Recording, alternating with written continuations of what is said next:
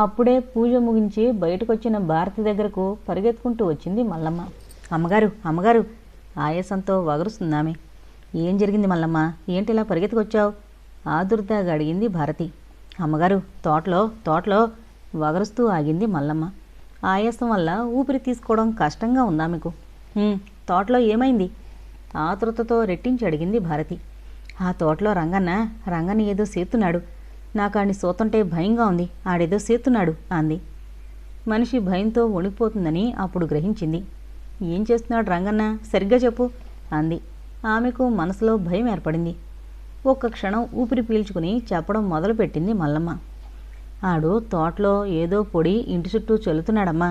సాటుగా నుంచుని చూశాను. గుండెలు బద్దలయ్యాయి. లగెత్తుకుంటూ వచ్చాను అంది ఆయాసపడుతూ. అలాగా, ఏం పొడది అడిగిందామె. ఈ ఇంట్లో జరుగుతున్న సంఘటనలన్నింటికీ కారణం ఈ రంగన్నే అన్న అనుమానం కలిగింది ఆమెకు. నాకేటి తెలుసమ్మా, నాకు తెలదు, తమరొచ్చి చూడండి అంది మల్లమ్మ. భారతి మరేం ఆలోచించలేదు. వెంటనే అక్కడి నుండి తమ తోటవైపు నడిచింది. మల్లమ్మ ఆమెను అనుసరించింది. తోటలో రంగన్న తనలో తాను గొణుక్కుంటూ ఇంటి చుట్టూ ఏదో చల్లుతున్నాడు. ఆ దృశ్యం చూసేసరికి భారతికి అరికాలమంట నెతికెక్కినట్టయింది. కోపంతో ఊగిపోయింది. కళ్ళు ఎర్రబడ్డాయి. రంగన్న అపర చండికలా అరిచింది ఆవేశంతో. రంగన్న ఉలిక్కిపడ్డాడు. తప్పు చేస్తూ దొరికిపోయిన వాళ్ల బెకముఖం వేశాడు. అతని చేతిలోని పొడి ఆ భయంతో నేలపాలైంది. అదే భారతి చేసిన తప్పు. South Indian social and cultural club. పెద్ద ఆవరణ గేటు వద్ద తగిలించబడుందా బోర్డు. లోపల పెద్ద బిల్డింగ్, దాని చుట్టూ గార్డెన్, ప్రశాంతమైన ప్రదేశం. బోర్డు చూస్తే ఎవరైనా అక్కడ సోషల్ అండ్ కల్చరల్ యాక్టివిటీస్ జరుగుతూ ఉంటాయని అనుకుంటారు. కానీ అక్కడ దానికి భిన్నంగా జరుగుతుంటుంది. సొసైటీలో ధనవంతులు, మంచి పొజిషన్లో ఉన్నవారు అక్కడ రమ్మీ ఆడుతుంటారు. క్లబ్లో రమ్మీ జోరుగా సాగిపోతోంది. 4-5 టేబుల్స్ ఫుల్గా ఉన్నాయి. ఓ టేబుల్ ముందు మిత్రులతో కూర్చునున్నాడు రాజారావు. అప్పుడే పేకాట ముగిసింది. ఇక అందరూ వెళ్ళిపోబోతున్నారు. అప్పుడు అడిగాడు శ్యాంప్రసాద్, రాజారావు మిత్రుడు, సాటి బిజినెస్ మ్యాన్. ఏంటి రాజారావు గారు అదో మాదిరిగా ఉన్నారు? రాజారావు తమ ఇంట్లో జరుగుతున్న విషయాలని పూర్తిగా చెప్పక తప్పలేదు. అతని మిత్రులు అదంతా విని ఎదిరిపడ్డారు. రవీంద్ర అదంతా భ్రాంతిగా కొట్టిపారేశాడు. ఆయన మున్సిపల్ స్పెషల్ ఆఫీసర్గా వర్క్ చేసి రిటైర్ అయ్యాడు. మిగతా మిత్రులు సానుభూతి చూపించారు. రవీంద్ర మాటలు కడ్డొస్తూ, ఇది తప్పకుండా దెయ్యాల పనే, దెయ్యాలున్నాయి, అవి మనుషులను పీడిస్తాయి అన్నాడు శ్యాంప్రసాద్. శ్యాంప్రసాద్ ఇంజనీరింగ్ చదివి కొన్నాళ్ళు ఇంజనీర్గా పనిచేసిన తర్వాత కాంట్రాక్ట్స్ మొదలుపెట్టాడు. బాగా కలిసొచ్చింది. అదృష్టం కొలది ప్రతి వర్కులోనూ మిగిలి కోట్లకు పడగెత్తాడు. అతనికి దెయ్యాలన్నా, బ్లాక్ మ్యాజిక్ అన్నా, ఆకాల్డ్ అన్నా interest. No my dear Shyam, it is all trash. దెయ్యాలు లేవు నిర్దిష్టంగా తన అభిప్రాయాన్ని చెప్పాడు రవీందర్. నేను ఊరికే కాకమ్మ కథలు చెప్పడం లేదు, జరిగిన విషయాలు దీనికి ప్రూవ్ చేస్తున్నాయే. ఏమిటా జరిగిన విషయాలు చెప్పండి, మేం కూడా తెలుసుకుంటాం. ఇది 20వ శతాబ్దం అని, వైజ్ఞానికంగా ఎంతో ముందడుగు వేశామని, సైన్సు అభివృద్ధి ఎంతగా ఇన్ని రోజుల్లో దెయ్యాలు ఏమిటని చాలామంది కొట్టిపారేస్తారు. రవీంద్ర వైపు ఓరగా చూస్తూ చెప్పసాగాడు శ్యాంప్రసాద్. రవీందర్ చిరునవ్వుతో వినసాగాడు. కానీ ఈ 20వ శతాబ్దంలోనే ఎక్కడో వెనకబడ్డ దేశం కాదు, వైజ్ఞానికంగా ముందంజ వేసిన అమెరికాలో జరిగింది. ఎక్కడా? అమెరికాలోనా? ఆశ్చర్యపోతూ అడిగాడు రాజారావు. అవును, సాక్షాత్తు అమెరికాలోని 320, 330 చేజ్ స్ట్రీట్లో జరిగింది. మీలో ఎవరైనా రాబర్ట్ కురేన్ రాసిన the haunted true story of one family's nightmare చదివారా? చెప్పడమాపు అడిగాడు శ్యాంప్రసాద్. లేదన్నట్లు అందరూ తలలు అడ్డంగా ఊపారు. ఆ పుస్తకంలో వాస్తవంగా జరిగిన సంఘటనలు, దెయ్యాల బారిన పడి పీడించబడిన జాక్, జానెట్, ఎడ్ లోర్నడ్ వాన్ అనే వాళ్ల ఇంటర్వ్యూలు, ఫోటోలు వివరంగా ఇచ్చారు. వాళ్ల అనుభవాలు కూడా భ్రాంతి అని మనం ఎందుకు అనుకోకూడదు? క్రాస్ చేశాడు రవీంద్ర. అనుకోవడానికి అవకాశం లేదు.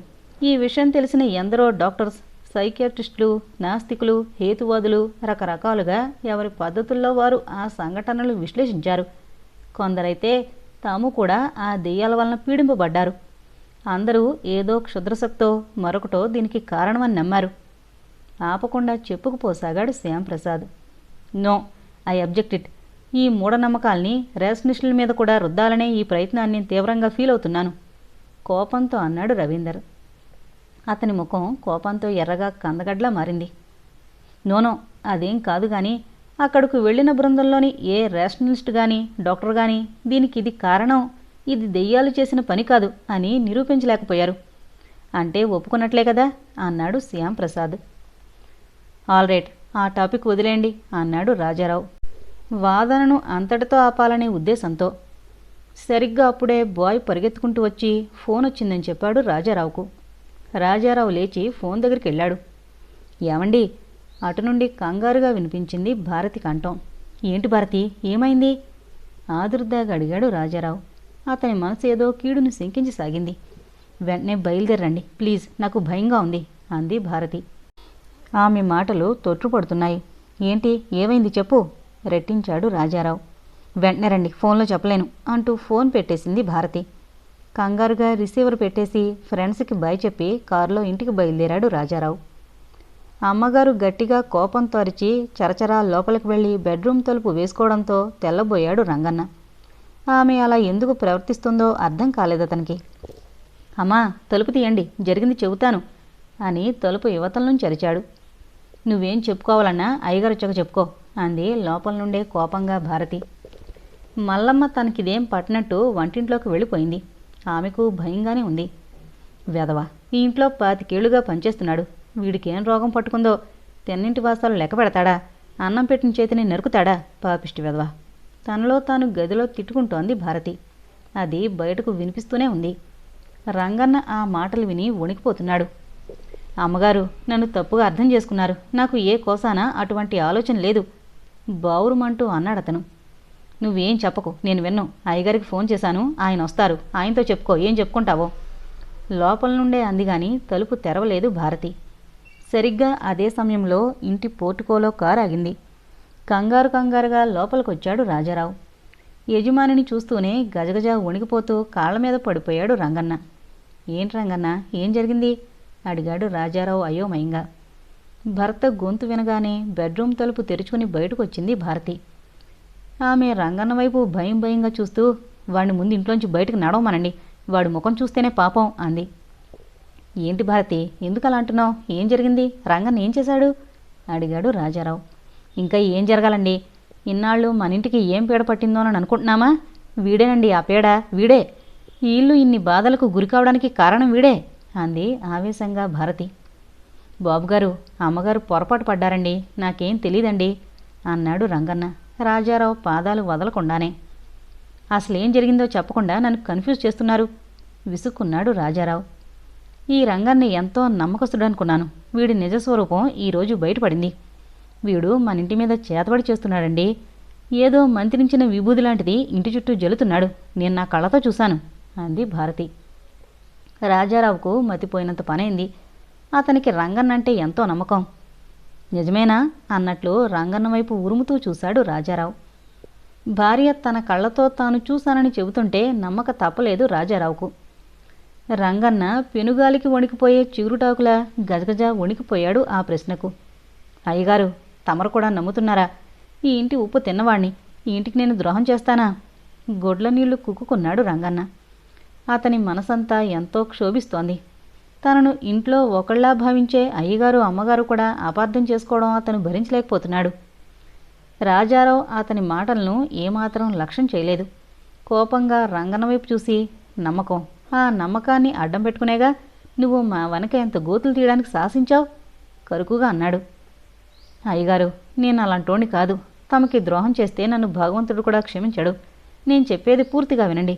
ఆ పైన నేను ద్రోహం చేశానని తమరు అనుకుంటే మీరు ఏ శిక్షైనా వేయండి, భరిస్తాను అన్నాడు అతని పాదాలు కన్నీటితో తడుపుతూ. చెప్పు, అసలేం జరిగింది అడిగాడు రాజారావు శాంతపడుతూ. ఇంకా వాడి మాయలో పడుతున్నారా?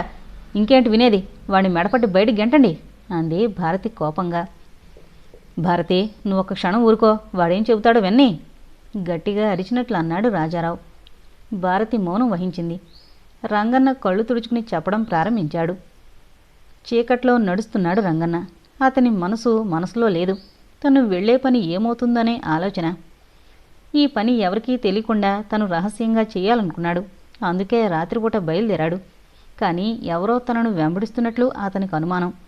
అందుకే ప్రతి 4 అడుగులకొకసారి వెనక్కి తిరిగి చూసుకుంటూ నడుస్తున్నాడు. అలా నడుస్తూనే ఆ పేట దాటి ఊరు చివరకొచ్చేశాడు. ఊరికి దూరంగా విసిరేసినట్లుగా ఉందొక గుడిసె. దాని ముందుకొచ్చి ఆగాడు రంగన్న. ఆ గుడిసెకు తలుపులా ఒక తడిక అడ్డం పెట్టబడింది. ఓ క్షణం తటపటాయించి ఫకీర్ అంటూ గట్టిగా పిలిచాడు రంగన్న. బదులు పలకలేదెవరు. మళ్ళీ పిలిచాడు రంగన్న, ఈసారి మరింత బిగ్గరగా. అప్పుడు లోపల నుంచి ఎవరో లేచినట్లు చప్పుడు వినిపించింది. ఆ తర్వాత అడుగుల చప్పుడు వినిపించింది. ఎవరు? లోపల నుండి ఓ బొంగురు గొంతు అడిగింది. నేనే, ఫకీర్, రంగన్నను అంటూ ఉండగానే తడిక పక్కకు నెట్టబడింది. ఆవులిస్తూ బయటకొచ్చాడో వృద్ధుడు. అతనికి 60 ఏళ్లుంటాయి. సన్నగా తోటకూర కాళ్లా ఉన్నాడు. నల్లటి దుస్తులు ధరించున్నాడు. బోడిగుండు, మెడలో రకరకాల రంగుల పూసల పేర్లు తాయెత్తులు ఉన్నాయి. ఏ రంగన్న నువ్వు? కళ్ళు చీకిలించి చూస్తూ అన్నాడు. అతను రంగన్నను గుర్తుపట్టలేదు. నేనే ఫకీర్. మా ఊరు రామాపురం నుండి రాములమ్మను దెయ్యం వదిలించడానికి 6 నెలల క్రితం నీ దగ్గరికి తీసుకొచ్చాను. గుర్తొచ్చిందా? అడిగాడు రంగన్న. క్షణకాలం గుర్తు తెచ్చుకోవడానికి ప్రయత్నించాడు ఫకీర్. అంతలోనే గుర్తొచ్చినట్లు తల పంకించాడు. గుర్తొచ్చింది. నువ్వు రంగన్నవు కదూ అన్నాడు. అవును, నేనే. ఫకీర్ తనను గుర్తించినందుకు సంతోషిస్తూ అన్నాడు రంగన్న. ఏంటిలా వచ్చావు? ఏం పని పడింది? గెడ్డం సవరదీసుకుంటూ అడిగాడు ఫకీర్. అవును, నీతో పనొచ్చింది, అందుకే వచ్చాను. ఇంత రాత్రిపూట? అనుమానంగా అడిగాడు ఫకీర్. చాలా రహస్యం, అందుకే రాత్రిపూట వచ్చాను. ఇది ఇంకేదో చెప్పబోయాడు రంగన్న. ఫకీరు బ్రుకుటి ముడిపడింది. అతనిలో పొడసూపిన అనుమానం బలపడింది. తన వద్దకు రంగన్న ఏదో క్షుద్రమైన పని మీద వచ్చాడని అనుమానం కలిగింది అతనికి. రంగన్న, ఈ ఫకీరు సంగతి నీకు తెలుసు. ఇన్నాళ్ల జీవితంలో చేతనైతే ఎవరికైనా సాయం చేయడమే గాని ఎవరికి అపకారం తలపెట్టిరుగను. నువ్వు అటువంటి నీచమైన ఆలోచనతో వస్తే తిరిగి వెళ్ళిపో అన్నాడు కోపంగా. అప్పటికి గాని ఫకీర్ భావం అర్థం కాలేదు కోపన్నకు. అబ్బే, అదేం కాదు ఫకీర్. ఆపదలో ఉన్న ఒక కుటుంబాన్ని రక్షించమని అడగడానికి వచ్చాను. ఒక ఇంటిని కాపాడమని కోరడానికి వచ్చాను అన్నాడు. ఫకీర్ తనను అపార్థం చేసుకున్నందుకు రంగన్న నొచ్చుకున్నాడు. అప్పటి వరకు కోపంతో ఉన్న ఫకీర్ ముఖం ప్రసన్నంగా మారింది. నేనలా అనుకోలేదు రంగన్న. నువ్వు ఎవరికో చేతబడి చేయమని కోరడానికి వచ్చావనుకున్నాను. రహస్యం అని నువ్వంటే అలా అనుకున్నాను. అపార్థం చేసుకున్నందుకు మన్నించమన్నట్లుగా ఉంది ఫకీర్ గొంతు. పర్వాలేదు ఫకీర్ అన్నాడు రంగన్న. విషయం ఎలా ప్రారంభించాలో తెలియలేదు అతనికి. రా రంగన్న, రా, లోపలికి రా. లోపల కూర్చుని మాట్లాడుకుందాం. ఆపదలో ఉన్నవారిని ఈ ఫకీర్ ఏనాడు కాదనలేదు. నమ్మి వచ్చిన వారిని ఒట్టి చేతులతో ఏనాడు పంపలేదు. రా లోపలకు అంటూ గుడిసెలోనికి దారి తీశాడతను. అతన్ని అనుసరించి గుడిసె లోపలికి వెళ్ళాడు రంగన్న. గుడిసెలో చిన్న ఆముదం దీపం వెలుగుతోంది. గాలికి రెపరెపలాడుతూ ఉందా దీపం. ఒక మూలగా మహాశక్తి పటం, దాని ముందు వెలుగుతున్న దీపం, అగరొత్తులు, యువతలగా ఓ చింకి చాప. అంతకుముందు తనకు పరిచయమే గనుక దాని గురించి పెద్దగా పట్టించుకోలేదు రంగన్న. కూర్చో రంగన్న అంటూ చింకి చాప మీద చతికిలి పడ్డాడు ఫకీర్. అడ్డంగా ఉన్న పాత్రేకు పెట్టెను అవతలకు నెట్టాడతను. రంగన్న మహాశక్తి పటానికి మనస్ఫూర్తిగా నమస్కరించాడు. తల్లి, ఎన్నాళ్ళు ఆ ఇంటి ఉప్పు తిన్నాను. ఆ ఇంటికి ఏదైనా అయితే భరించలేను. ఆ కుటుంబాన్ని సంరక్షించే భారం నీదే తల్లి అంటూ ప్రార్థించాడు. అతని కళ్ళ నుండి 2 కన్నీటి బొట్లు టపటపా రాలాయి. అతని వంక పరీక్షగా చూడసాగాడు ఫకీర్. రంగన్న పై పంచెతో కళ్ళు తుడుచుకుని చాప మీద కూర్చున్నాడు. ఇప్పుడు చెప్పు రంగన్న, ఏంటి నీకొచ్చిన ఆపదా అడిగాడు ముసలి ఫకీర్. రంగన్న వివరంగా చెప్పాడు, అప్పటి వరకు జరిగిన సంఘటనలు పోసుగుచ్చినట్లు. ఫకీరు అతను చెప్పేదంతా శ్రద్ధగా ఆలకించాడు. ఆ తర్వాత అక్కడి నుంచి లేచి బయటకు నడిచాడు.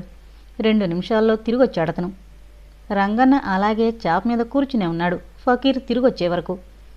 ఫకీర్ కాళ్ళు, చేతులు, ముఖం శుభ్రంగా కడుకునొచ్చి మహాశక్తి పటం ముందు కూర్చున్నాడు.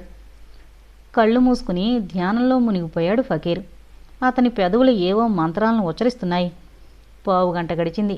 ఫకీర్ కళ్ళు తెరిచాడు.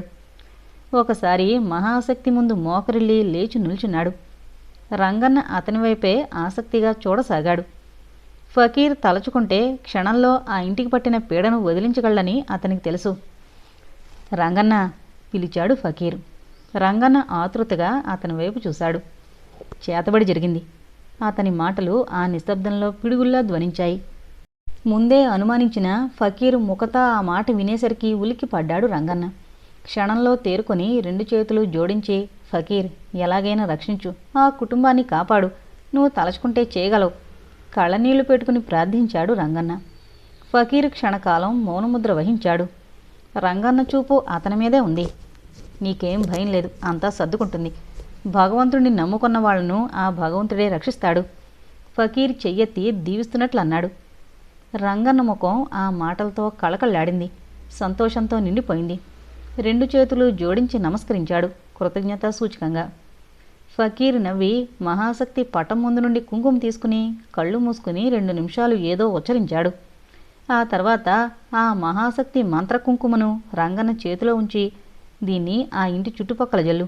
ఏ క్షుద్రశక్తి ఆ ఇంటిని దరిచేరలేదు, కనీసం ఆ ఇంటివైపు కన్నెత్తి చూడలేదు అన్నాడు గంభీరంగా.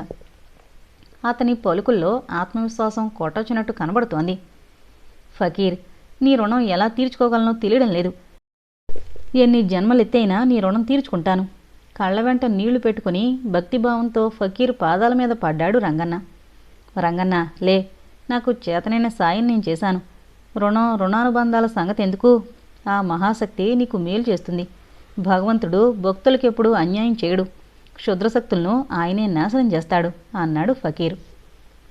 రంగన్న మరోసారి మహాశక్తి పటానికి నమస్కరించి ఫకీర్ దగ్గర సెలవు తీసుకుని గుడిసెలో నుండి బయటకొచ్చాడు. అప్పటికే అర్ధరాత్రి 12 గంటలు దాటింది. ఇంటి ముఖం పట్టాడు రంగన్న.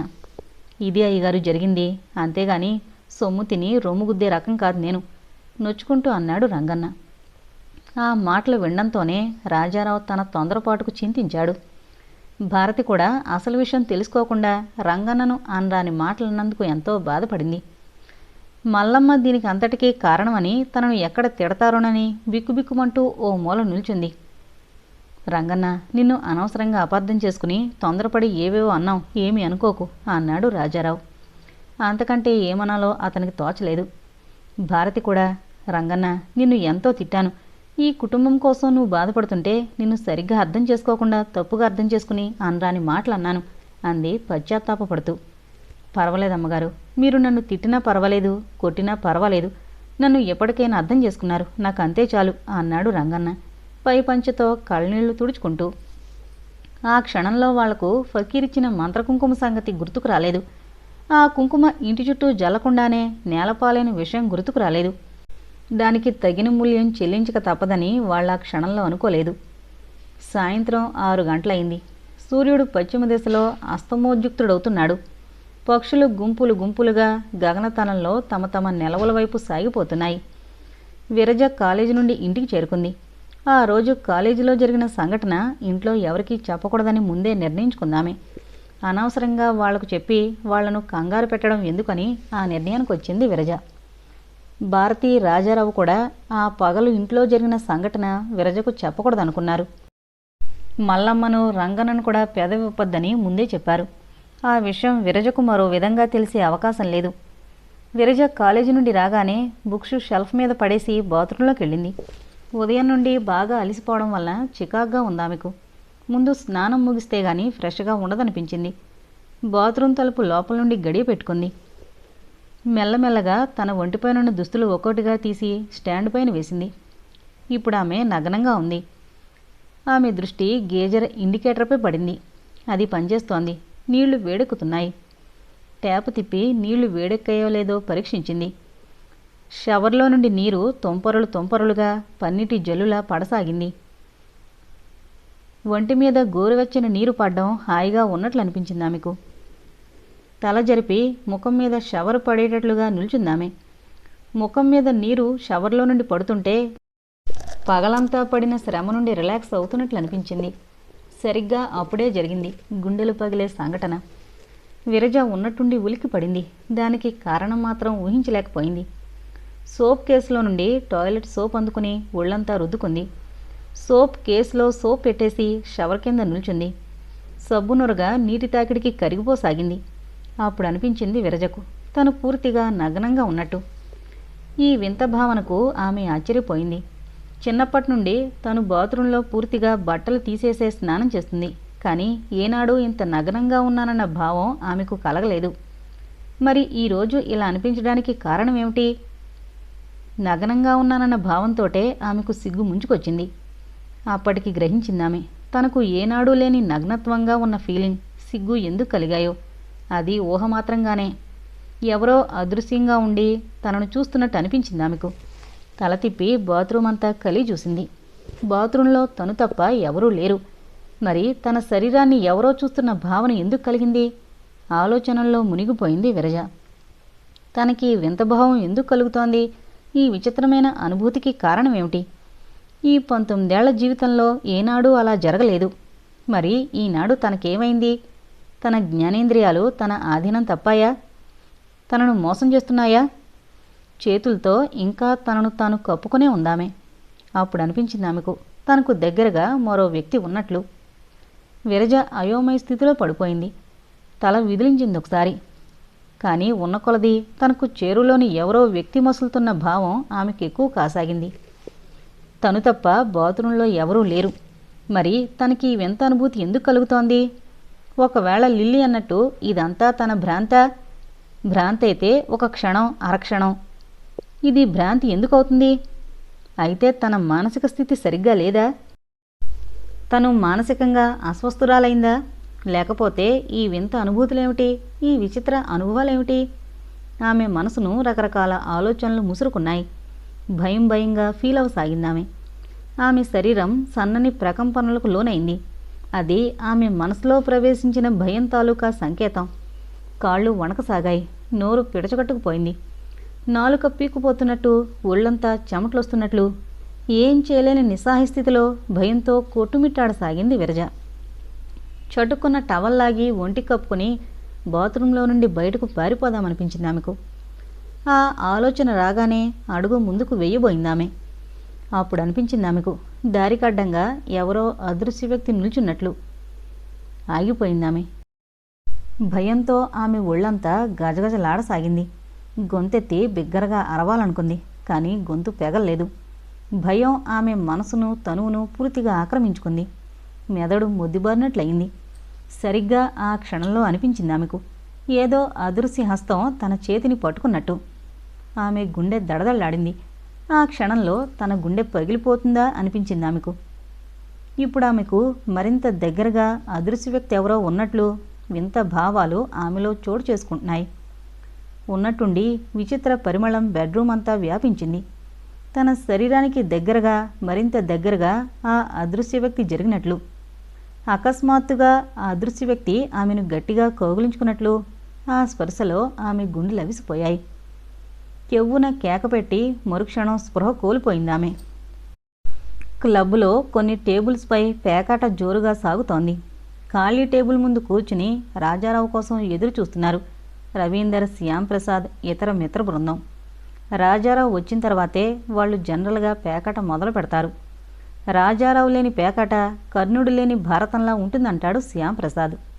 రోజు సరిగ్గా సమయానికొచ్చే రాజారావు ఆ రోజు రావడం ఆలస్యమైంది. అతను రావలసిన సమయానికి ఓ పావుగంట ఎక్కువైంది. మామూలుగానైతే రాజారావు చాలా పంక్చువల్గా ఉంటాడు. మరి ఆ రోజు ఎందుకు ఆలస్యమైందో అర్థం కాలేదు మిత్ర బృందానికి.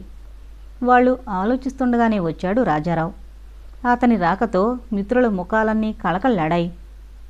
ఇంకెందుకు ఆలస్యం, మొదలు పెట్టండి అన్నాడు శ్యాంప్రసాద్. రాజారావు తల ఊపాడు. పేకాట మొదలైంది. శ్యాంప్రసాద్ కార్డ్స్ స్టార్ట్ చేశాడు. కార్డ్స్ ఎత్తుకుంటూ అడిగాడు రవీందర్. ఏంటి రాజారావు గారు అలా ఉన్నారు అని. అంతకు ముందు రోజు జరిగిన విషయాన్ని చెప్పాడు రాజారావు. మీరు ఎన్నైనా చెప్పండి, ఇదంతా నేను నమ్మను. ఎవరైనా మంచి మానసిక శాస్త్రవేత్తకు చూపించండి మీ అమ్మాయిని. అంతేగాని మీరు దెయ్యాలు, భూతాలు అంటే నమ్ముతారా అన్నాడతను. వెంటనే అందుకున్నాడు శ్యాంప్రసాద్. అతడికి రవీంద్ర మాటలు విపరీతమైన కోపం తెప్పించాయి. ఐఎమ్ సారీ మిస్టర్ రవీందర్, మీ అభిప్రాయం అదైతే కావచ్చు, దాన్ని అందరి మీద రుద్దకండి అంటూ తన కోపాన్నంతా మాటలో వెళ్ళగక్కాడు Shyamprasad. What do you mean? Ravinder ఆవేశంగా అడిగాడు. దెయ్యాలు ఉన్నాయో లేవో ఆ విషయం రాజారావు గారికి వదిలేయండి, ఆయన ఆలోచించుకోగలడు. ఆయన చదువుకున్నవాడే. మీరు లేవు లేవు లేవని ఎందుకు ఊరికే మీ అభిప్రాయాన్ని ఆయన మీద రుద్దుతారు అడిగాడు శ్యాంప్రసాద్. నా అభిప్రాయం అంటారేమిటి? అంతా నిజం. దెయ్యాలు ట్రాష్, చేతబడులు ట్రాష్, అతీంద్రియ శక్తులు ట్రాష్. ఆల్ రైట్, అతీంద్రియ శక్తులు కూడా మీ అభిప్రాయంలో ట్రాష్. కానీ చాలామంది శాస్త్రజ్ఞులు, పరిశోధకులు అతీంద్రియ శక్తులు ఉన్నాయని అంగీకరించిన సందర్భాలు ఎన్నో ఉన్నాయి. వాటిని ఏమంటారు? అటువంటి ప్రూఫ్లు ఏమైనా ఉంటే చెప్పండి అన్నాడు రవీందర్. ఆ మాటలకు శ్యామ్ ప్రసాద్ ముఖం వికసించింది. అతనికి దెయ్యాలన్నా, బ్లాక్ మ్యాజిక్ అన్నా, అతీంద్రియ శక్తులన్నా ఇంట్రెస్ట్. ఆ సబ్జెక్టును గురించి మాట్లాడమంటే గంటల తరబడి ఉపన్యాసాలు దంచేస్తాడు. ఈ మధ్యకాలంలో దాదాపు అన్ని దేశాలు అతీంద్రియ శక్తుల విషయంలో ప్రాధాన్యత ఇస్తున్నాయి. చాలా యూనివర్సిటీల్లో పారాసైకాలజీ కోర్సులు ప్రారంభించారు. మన ఆంధ్ర యూనివర్సిటీలో కూడా పారాసైకాలజీ ఎంఏ కోర్సు ప్రవేశపెట్టారు. తమకు అతీంద్రియ శక్తులు ఉన్నాయని చెప్పుకునే వారిని పరీక్షించడం కోసం అభివృద్ధి చెందిన అనేక దేశాల ప్రభుత్వాలు ఏర్పాట్లు చేశాయి. కొంతమంది మోసగాళ్లు తమకు అతీంద్రియ శక్తులున్నాయని చెప్పుకుని ప్రజల్ని మోసగించి వాళ్ల నుండి డబ్బు దోచుకోవడం తరచూ జరుగుతోంది. అటువంటి వాళ్లను ఏరిపారేయడానికి కూడా ఇవి ఉపయోగిస్తాయి. శాస్త్రజ్ఞులు, పరిశోధకులు, డాక్టర్లు ఈ పరీక్షలను నిర్వహిస్తారు. డచ్ దేశానికి చెందిన పీటర్ క్రాసెట్ తమకు గల అతీంద్రియ శక్తి ద్వారా పోయిన వస్తువుల ఆచూకీ తేలిగ్గా చెప్పేవారు. వీళ్ళిద్దరినీ ప్రభుత్వం శాస్త్రజ్ఞుల ద్వారా అనేక పరీక్షలకు గురిచేసి వాళ్లకు అతీంద్రియ శక్తులున్నాయని నమ్మింది. ఆ తర్వాత వారి ప్రతిభను ఉపయోగించుకుని పోలీసు శాఖ వారు చాలా నేరాల్లో దోషులను తేలిగ్గా పట్టుకోగలిగేవారు. వాళ్ళిద్దరికీ క్లెయిర్ వైన్స్ ఉంది. క్లెయిర్ వైన్స్ అంటే ఏమిటి? ప్రశ్నించాడు బిజినెస్ మ్యాన్ షణ్ముఖం. అదో రకమైన అతీంద్రియ శక్తి. దాని ద్వారా ఎక్కడ ఏం జరుగుతున్నా ఆ శక్తి ఉన్నవాడికి తెలుస్తుంది చెప్పాడు Shyam Prasad. All right, what about telepathy అడిగాడు రవీందర్. టెలిపతి కూడా ఈఎస్పీలో భాగమే. అది కూడా ఉందని ప్రూవ్ అయింది. 1940లో స్టాలిన్ ఈ టెలిపతి మీద స్వయంగా ఓ పరీక్ష నిర్వహించాడు. ఆ రోజుల్లో టెలిపతి ప్రదర్శించిన వారిలో పోలాండ్ దేశస్థుడు మెస్సింగ్ ప్రపంచ ప్రసిద్ధుడు. మెస్సింగ్ను పిలిపించి నిజంగా టెలిపతి అనేది ఉందా? ఉంటే మీరు దాన్ని ప్రూవ్ చేయాలి, అప్పుడు కానీ నేను నమ్మను అన్నాడు స్టాలిన్. మెస్సింగ్ ఛాలెంజ్ని అంగీకరించాడు. ఈ పరీక్ష మాస్కోలో జరిగింది. ఫలానా బ్యాంకుకు వెళ్ళి మీ విద్య ప్రదర్శించి దాని సహాయంతో క్యాషియర్ దగ్గర నుండి డబ్బు తెమ్మని ఆదేశించాడు స్టాలిన్. అతనే కాకుండా మెస్సింగ్తో పాటు తనకు నమ్మకమైన 5 సాక్షుల్ని పంపాడు. మెస్సింగ్ తిన్నగా క్యాషియర్ దగ్గరకు వెళ్ళి ఓ తెల్ల కాగితాన్ని అతనికిచ్చి 1,00,000 రూబుల్స్ ఇమ్మన్నాడు. క్యాషియర్ మెదడుకు ఆ మాటలు అంటుండగానే భావప్రసారం చేశాడు మెస్సింగ్. దాంతో ఆ తెల్ల కాగితాన్ని క్యాషియర్ 1,00,000 రూబుల్స్కు పాస్ అయిన చెక్కుగా భావించి 1,00,000 రూబుల్స్ ఇచ్చేశాడు. సాక్షులు పూర్తిగా మెస్సింగ్ శక్తి విషయంలో సంతృప్తి చెంది వెంటనే మళ్ళీ క్యాషియర్కు డబ్బిచ్చేసి తన చెక్కును తనకి తిరిగి ఇమ్మన్నాడు మెస్సింగ్. అప్పుడు ఆ తెల్ల కాగితాన్ని చూసి లబోదిబోమన్నాడు క్యాషియర్. స్టాలిన్ ఆ విధంగా టెలిపతి ఉందని పరీక్ష పెట్టి మరీ తెలుసుకున్నాడు. చెప్పడం ఆపి అందరి ముఖాల్లోకి చూశాడు శ్యామ్ ప్రసాద్. రవీందర్ నిర్లక్ష్యంగా తల ఎగరేశాడు. మిగతా మిత్రులంతా ఆశ్చర్యంగా శ్యామ్ ప్రసాద్ వైపు చూస్తున్నారు. అతను చెప్పిన విషయాలు వాళ్ళకి ఎంతో ఆశ్చర్యాన్ని కలిగించాయి. నిక్రోమన్సీ అంటే ఏమిటి అడిగాడు సుబ్రహ్మణ్యం. అతను లాయర్గా ప్రాక్టీస్ చేస్తున్నాడు. నిక్రోమన్సీ అంటే బ్రతికి ఉన్నవాళ్ళు చనిపోయిన వాళ్ళ ఆత్మలతో మాట్లాడడం. లివిటేషన్ అంటే ఏమిటి? దాని గురించి చెప్పండి అడిగాడు సుబ్రహ్మణ్యం. అప్పుడప్పుడు ఎక్కడెక్కడో చదివిన విన్న పదాలను గుర్తు తెచ్చుకుని అడగడం మొదలుపెట్టాడతను. శ్యామ్ ప్రసాద్ ఈ విషయంలో మూవింగ్ ఎన్సైక్లోపీడియా లాంటివాడు. గర్వంగా చెప్పడం మొదలుపెట్టాడు. వాయుస్తంభన, అగ్నిస్తంభన, జలస్తంభన యోగ విద్యలో భాగాలు. ఇటువంటి విద్యలేమీ సాధన చేయకుండానే మనిషి గాలిలో ఎగరడాన్ని న్యూయార్క్లోని పారాసైకాలజీ శాస్త్రజ్ఞులు ఎన్నో పరీక్షలు నిర్వహించాక ధృవీకరించారు. ఇలా మనిషి ఏ ఆధారం లేకుండా గాలిలో ఎగరడాన్ని లెవిటేషన్ అంటారు. అలా గాలిలో ఎగరడాన్ని గురించి వివరంగా చెప్పండి. దీని మీద పరిశోధనల గురించి చెప్పండి.